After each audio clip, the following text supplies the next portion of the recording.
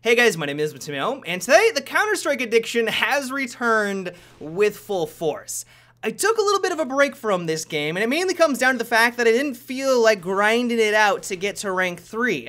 If you're not aware, if you haven't played Counter-Strike in quite some time, you now have to grind deathmatch or casual game mode to get to rank 3 before you can even start playing in the competitive game mode. I only wanted to play competitive, so I took a little break from it. Over the last couple of weeks, I've been slowly playing deathmatch, trying to grind it out and finally get to that point. And now that I finally have, I cannot stop playing Counter-Strike Go. It is amazing.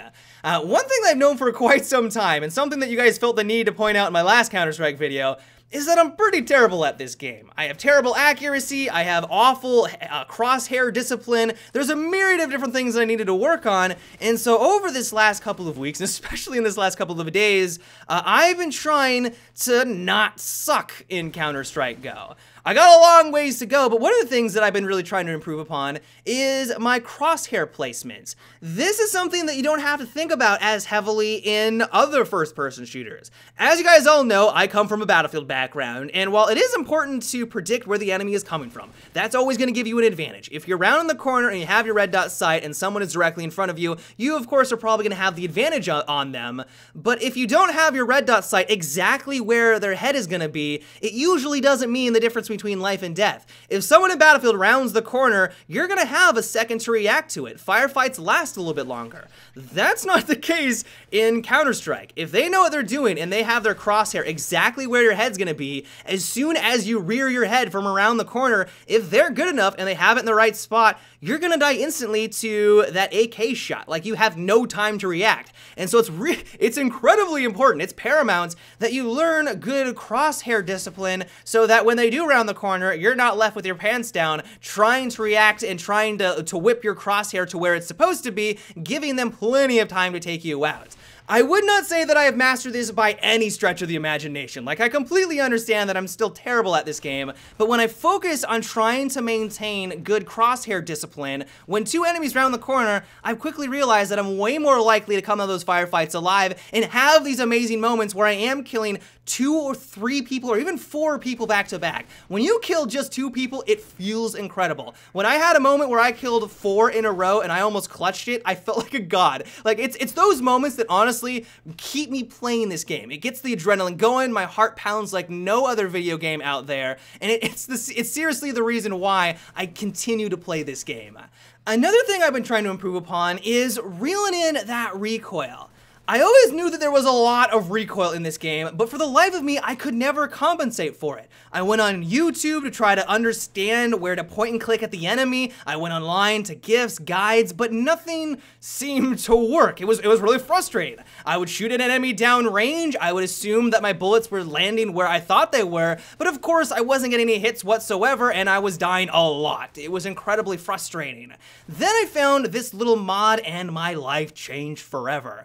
Essentially, the way that this mod works is it gives you a wide array of different guns to choose from. I mainly just stuck with the AK and the M4, and then when you stand in the center of the map and shoot at this wall, not only does it give you this great visual indication of where your bullets are landing, which is awesome, but it also has this indicator where if you follow it with your crosshair, it will allow you to reel in that recoil and give you at least some resemblance of accuracy. This little mod has helped me out immensely, way more than any other YouTube video ever could, and while I don't really take advantage too much of just spraying down range all that often, I mean, sure, if the enemy is 2 feet in front of me, I'm just gonna hold down on the trigger, but what it has helped me with is understanding how to burst fire a lot of these guns. I did not know that after 2 rounds, the AK, all of a sudden, your third bullet flies like 20 feet above the enemy's head. I didn't know that. And so just with this little mod and the fact that it gives you that nice visual representation has been incredibly helpful in allowing me to reel in that recoil and be a hell of a lot more consistent with my shots. One gun that I've slowly started to use more and more is the Ops sniper rifle. This was a gun that I was always hesitant to buy because, well, first of all, it's an incredible amount of money, and I never wanted to give it to the enemy team. I always felt like I wasn't going to get enough use out of it, and so I kind of avoided it like the plague. Then when I started to pick up the enemy's op after successfully killing them, and then went on a kill streak where I killed like 4 people in a row, I was like, where did this come from? Maybe I should start to use this more frequently. I still don't buy this gun very often. I usually just leave it to my team. For whatever reason, everyone seems to think that they're an Opera Pro, and I always leave it to them because you don't want to have too many people using this sniper rifle. But if the opportunity arises and I'm feeling lucky, I'm still hesitant. I go back to my original default setting where I'm still scared that I'm not going to get enough kills with it, and I'm just going to spend a lot of money and let it go to waste, or even worse, let the enemy pick up my op. But when I do have those rare moments where I'm feeling confident in myself, I've had some of the most amazing moments in Counter-Strike, and it all comes down to that one weapon. But overall, while I still have a long ways to go, I'm still learning the maps and the different callouts. I'm still learning where to put grenades, where I'm supposed to position on the map. All of these things I'm trying to accommodate for and to try to learn. And while I still have a long ways to go, I'm enjoying every single minute of it. I didn't even think I was gonna get back into Counter-Strike because of the rank 3 restriction. I didn't want to grind through hours and hours of deathmatch just so I could enjoy the game mode that I wanted to play. I didn't want to touch casual with a 10-foot pole, but I am immensely satisfied that I slogged through deathmatch after deathmatch for hours and hours to get to the point where I can enjoy the game for how it's meant to be played.